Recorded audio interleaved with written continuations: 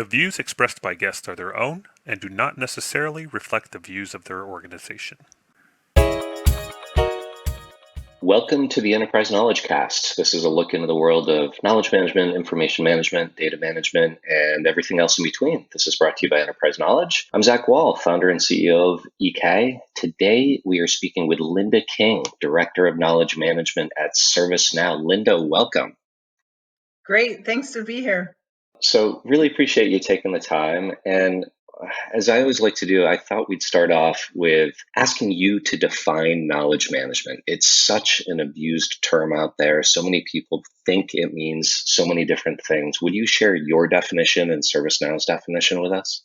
Sure. So from a business transformation perspective, being able to capture, what you're learning and reusing it is the key element. So everything's changing and you want to be able to make sure that both your employees and your customers, have access to the same information so that you can deliver a consistent service, an efficient service. And so for me, knowledge management, just was the logical next step in business transformation. Excellent. So you say logical next step. Why don't you tell us a little bit about how you got into the field and how you got into the role you're at now at ServiceNow? Sure. So, of course, it's a little bit by accident.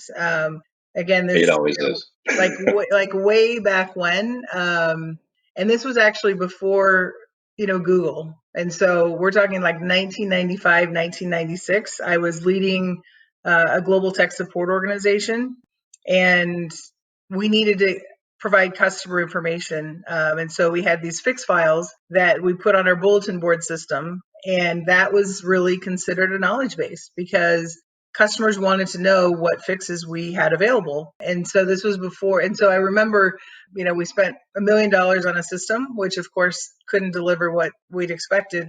But I remember at the same exact time, I had a young son, and I remember him saying, "Why don't we just Google it, Mom?" And he was like 4 or 5 years old. And like, I didn't know what he meant. So I got into this before like Google was a thing. So yeah, it was just an interesting journey because I got into it by accident. I love it. You were doing KM before it was cool. Your son was probably one of the first people on the planet Earth to say, "Why don't we just Google it?"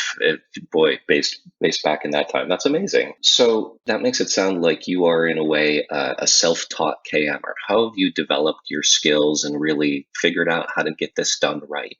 Well, so the first thing, I happened to sign up for a workshop at the Help Desk Institute to learn a little bit about knowledge management. And, that was interesting. And some of the seeds started to be planted with a group called the Consortium for Service Innovation.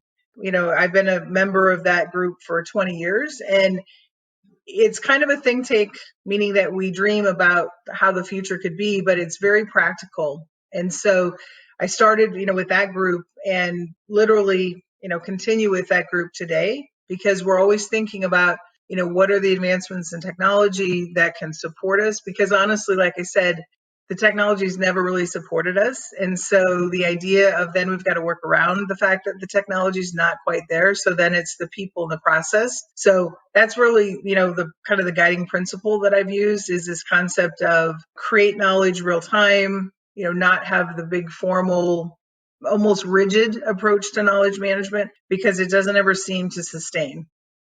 Great. So you hit people and process. I tend to talk about content and culture as well. Can you speak a little bit about that culture piece of driving change in the organizations for whom ServiceNow is working, for whom you're working? One of the things that's really interesting is the fact that, again, in today's world, it is just common, meaning that anything that you want information about, you always just go search. So the good part is the industry, Google has set the new standard of the way in which we're going to do business, both in our private life and in our business life. So the idea of that behavior is already set. So people are going to want to search. They're going to want to find information. So then the question is being able to capture it. And I found in my different experiences, so like in an HR role, what's great about that is the fact that the internal teams really want to get the information out to the employee base. So it's pretty easy to get them excited about, okay, I'll own my content. Just show me how to create it. Show me where to put it. I'll keep it current.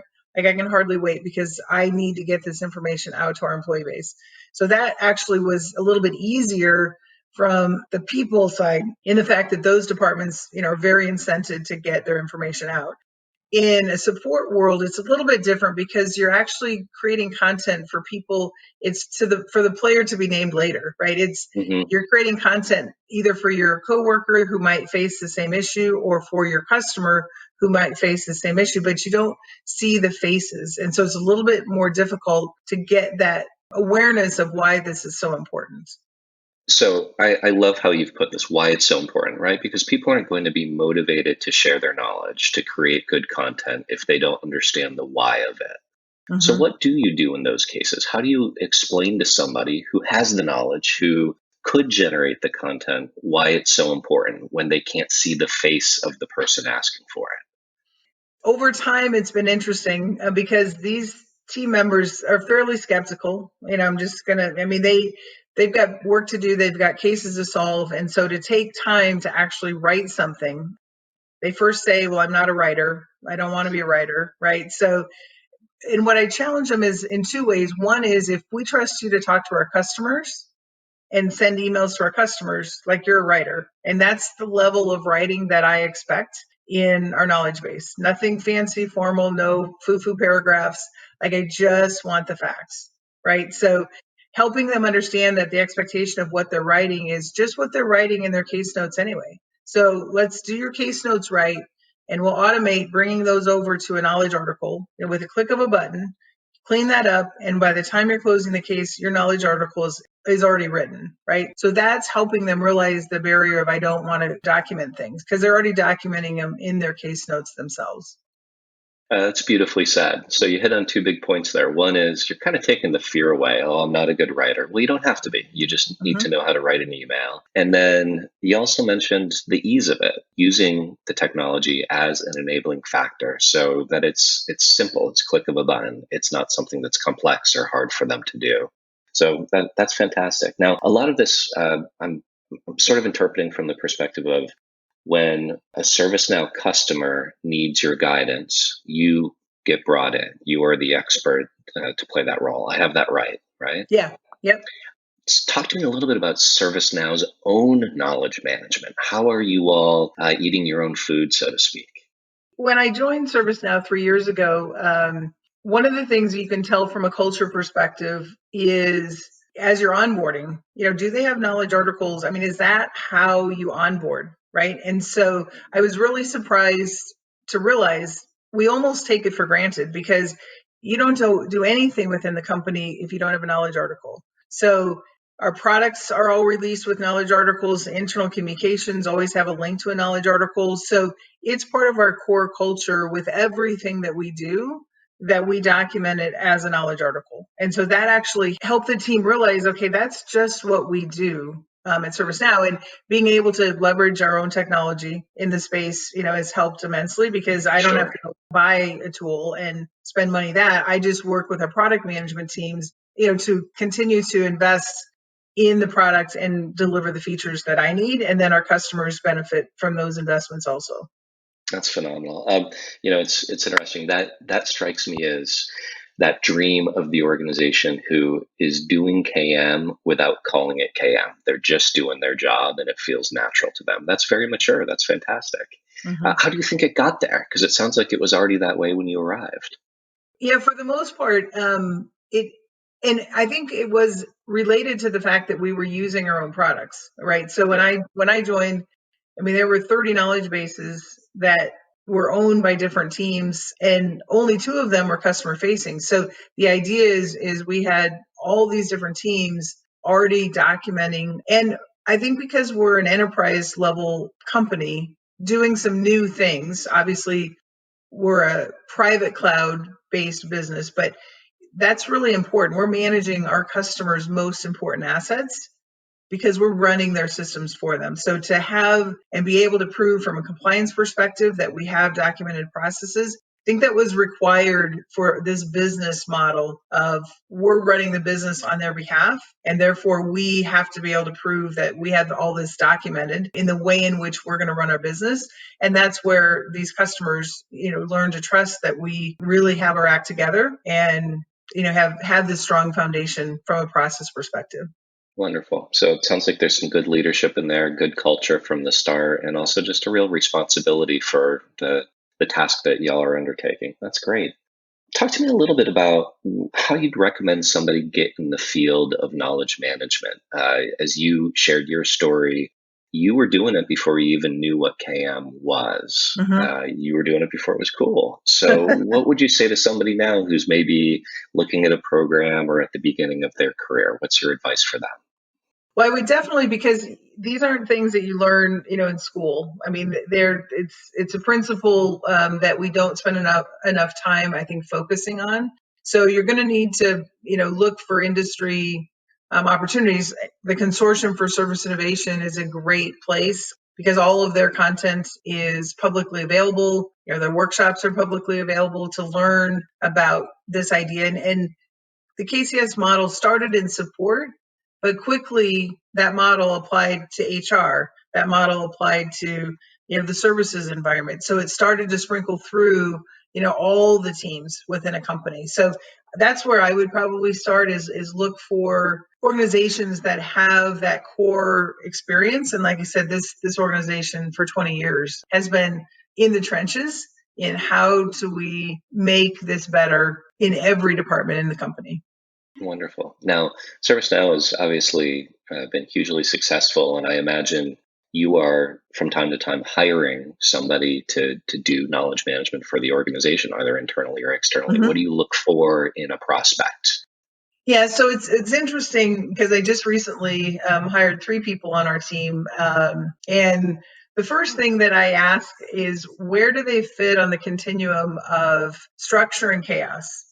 Because I want to know, like, if they say that they are total structure, then I believe that they're kind of old school in the thinking of you need to have all these fancy approval processes and you have to spend a lot of time and it has to be perfect before you can publish anything. And so for the way in which, like, I run these programs, I need them to be more on the chaos side and be able to and be willing because you're going to be working with so many different organizations and you're going to need to be influencing the way in which they do things. And if you come in with a very rigid, structured, you're not going to be able to engage them at the right level. Good. We're going to get along just fine. I think that you're speaking my language. I mean, real KM, the way that businesses work is ugly, messy at times. And so trying to overstructure things is going to just create a model that nobody's going to want to follow. And so you're looking for people that are practical and are going to understand that, right? Exactly. Excellent. So obviously you've got a ton of experience in this. I'm sure you touch a number of really diverse organizations. What's that big recurring mistake that you see organizations make when it comes to knowledge management? In all the time that I've been working on this, which again is almost 100 years, the idea that this is a program, meaning that it starts and ends. So any conversations we have, I always put forever, right? You're never not doing this. And when you think that you're done, like, you're never done. And so that's the biggest concern that I see when they're all excited and they spend a lot of money and they get this whole team ready and they get it all, everybody trained, and we're good. Okay, we're good. We did it. It's like, no, you just started. Actually, you got everybody trained. Now this is just the beginning. So I can assume that you've already printed up the T-shirts for your team that say KM Forever in big letters. Exactly.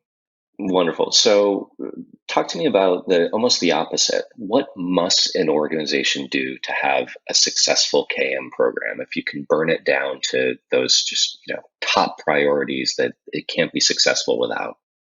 Search is such a key element, given the fact that you're now starting to have content in such a variety. Google has set the standard of what users expect, both internal customers and external customers. So you want to make sure that whatever platform you're selecting, and of course you need technology, some level of technology to support this initiative.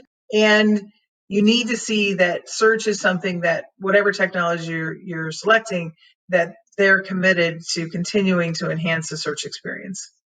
Excellent. I talk about search as the thing that makes KM clickable because there's all the stuff that has to happen before that. You talked about a lot of it, capturing the right content, ensuring that it gets reviewed and seen by the right people. But KM doesn't feel real to somebody until they're able to find the thing they're looking for. So what Exactly. I'm hearing from you is that you're really focused on that wonderful search experience. How much does that vary from organization to organization? How specific do you get when it comes to good search from organization to organization? Well, and it's funny because the other part about search is it's not just like, for instance, in the ServiceNow technology, you could think that, okay, we've got a great search and it can search all of our records in the system, but actually they don't necessarily have all of their content just in one system. So HR may have a database of record, your customer experience team, your learning portal. So you need to make sure that your search not only can cover your repositories within your system, but realizing that there's several repositories that may be outside your system. And so that's the key that, has really changed in making sure that you want to have a unified index, right? That brings in content from lots of different repositories. So you need to have a tool that doesn't think about every record's the same, but understands that I can understand every different kind of record and actually make sure that it looks seamless to the user. Yeah, absolutely right. And that user should never have to know from which repository that came, right? As long as they're getting the complete answer, they're happy. Exactly. Wonderful.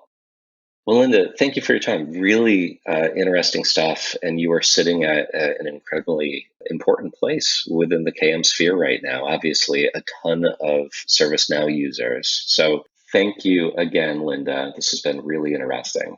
To everybody out there, thank you for listening to this episode of the Knowledge Cast. Thank you, Lynda King, Director of Knowledge Management and ServiceNow. And to check out more information on knowledge management, visit us at www.enterprise-knowledge.com.